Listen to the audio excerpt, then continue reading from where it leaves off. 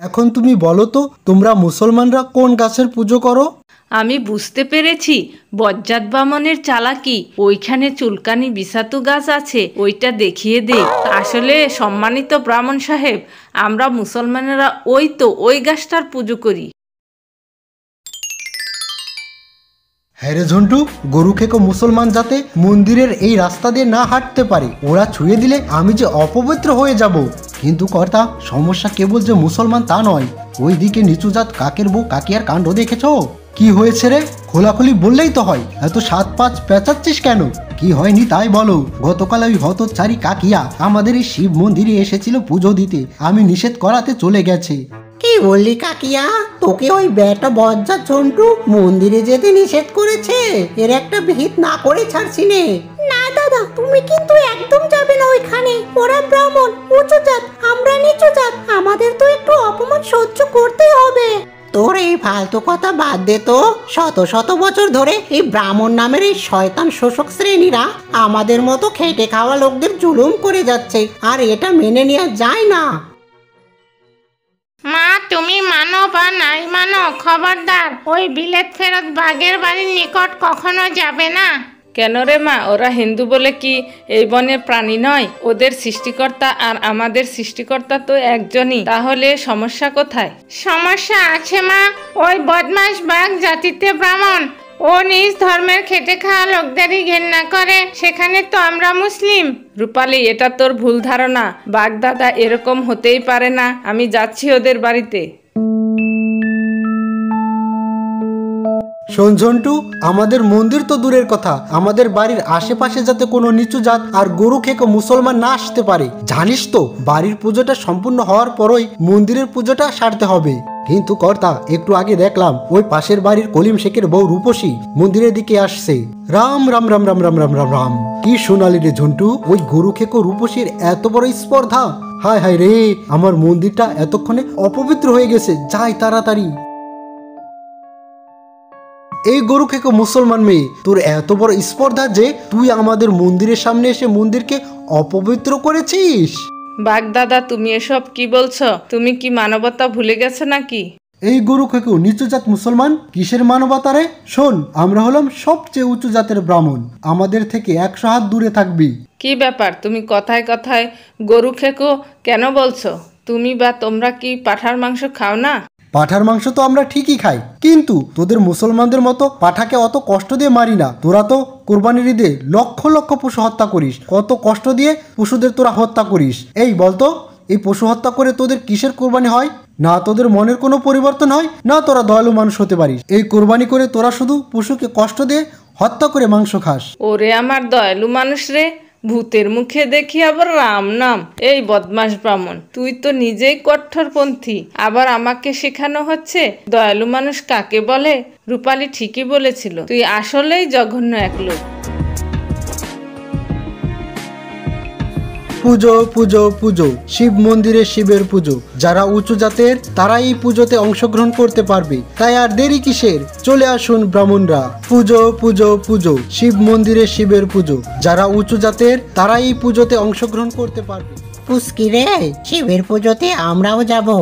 না বাবা, আমাদের যাওয়ার দরকার নেই। শুনলে না মাইকিং করে কি বলা হলো? যারা উঁচু জাতের তারাই যাবে। তাই বলে ভগবান শিবের পুজোতে যেতে পারবো নে? আরে বাবা, সারা জীবন এসব ভগবানের পূজা করে তুমি কি পেয়েছো? বদমাস ব্রাহ্মণদের নিকট অপমান আর অবজ্ঞা। শত শত বছর ধরে আমাদের মতো খেটে খাওয়া মানুষগুলো এই নিষ্ঠুর ব্রাহ্মণ শ্রেণীর হাতে নির্মমভাবে অত্যাচারিত হয়ে এসেছে। কই, তোমার ভগবান শিব তো আমাদের সাহায্য করতে আসেনি, বরং ধর্ম ব্যবসায়ীর কাজে বদমাস ব্রাহ্মণদেরই সাহায্য করছে। আসলে তুই কি বলতে চাচ্ছিস? স্পষ্ট করে বলতো। আরে বাবা, এই বাংলা কথাটা বুঝলে না? তোমরা যে দেবদেবীর পুজো করো, এগুলোর কোনো অস্তিত্বই নেই। এরা ব্রাহ্মণ নামে এই ধর্ম ব্যবসায়ীদের তৈরি, আর এরা এইসব মিথ্যা দেবদেবীর নামে ধর্মখানা খুলে টাকা হাতিয়ে নিচ্ছে। তার মানে তুই নাস্তিক হয়ে গিয়েছিস? আর শুনে রাখ, আমি পুজোতে যাবই। বাবা, যেটা সত্যি সেটাই বলছি। আমাদের সৃষ্টি করেছে ইউনিভার্স, এসব মিথ্যে দেবদেবী নয়। আর শোনো, তোমার যখন অপমানিত হওয়ার এতই শখ, তাহলে যাও না, বদমাস ব্রাহ্মণের মুখে অপমান শুনে এসো। হায় হায় রে, এই নিচুজাত মন্দিরের সামনে এসে মন্দিরকে অপবিত্র করে দিল। এই ফকিন্নির বাচ্চা নিচুজাত, ভাগ এখান থেকে। দেখেন ব্রাহ্মণ সাহেব, ভগবান আমাদেরও সৃষ্টি করেছেন, তাই পুজো করার অধিকার আমারও আছে। তাতে কি হয়েছে? উঁচুজাত করে তো আর সৃষ্টি করেনি, ভাগ এখান থেকে। অপমানিত হওয়ার পর কটা বানর বাঘিনীর বাড়িতে গিয়ে সমস্ত ঘটনা বাঘিনীর নিকট খুলে বলল। কি বদমাস বামনের এত বড় দুঃসাহস! তোকে অপমান করেছে। আর শুনে রাখ, আর কোনো দেবদেবীর পূজা করতে হবে না। তোকে যে ইসলাম ধর্ম গ্রহণ করতে বলবো তাও তো পারছি না। কাঠমোল্লা ধর্ম ব্যবসায়ীরা ইসলাম ধর্মটাকেও বামনদের মতো রসাতলে নিয়ে গেছে। তাহলে এখন কি করব? আমি কোন ধর্ম পালন করব? মানবতার ধর্ম। তোর মধ্যে যদি ভালোবাসা থাকে তাহলে তুই সেই ভালোবাসার ধর্ম পালন কর, কারণ ভালোবাসা ঈশ্বর। আর আমি যাচ্ছি বদমাস ব্রাহ্মণকে সাহায্য করতে। এই শয়তান ব্রাহ্মণ, কটা বানরকে এভাবে অপমান করেছিস কেন? অপমান করব নে, ও আগের জন্মে অনেক পাপ করেছিল, তাই তো ভগবান রাম ওকে এ জন্মে মুচের ঘরে জন্ম দিয়ে আমার মতো উঁচুজাত ব্রাহ্মণকে দিয়ে অপমান করে নিচ্ছে।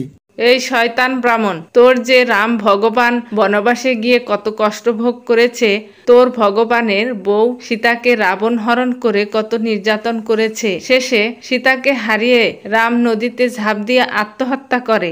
এর কারণ কি? তোর মতে তোর রাম ভগবানও আগের জন্মের মহাপাপ করেছিল, সেই পাপের শাস্তি সে পেয়েছে।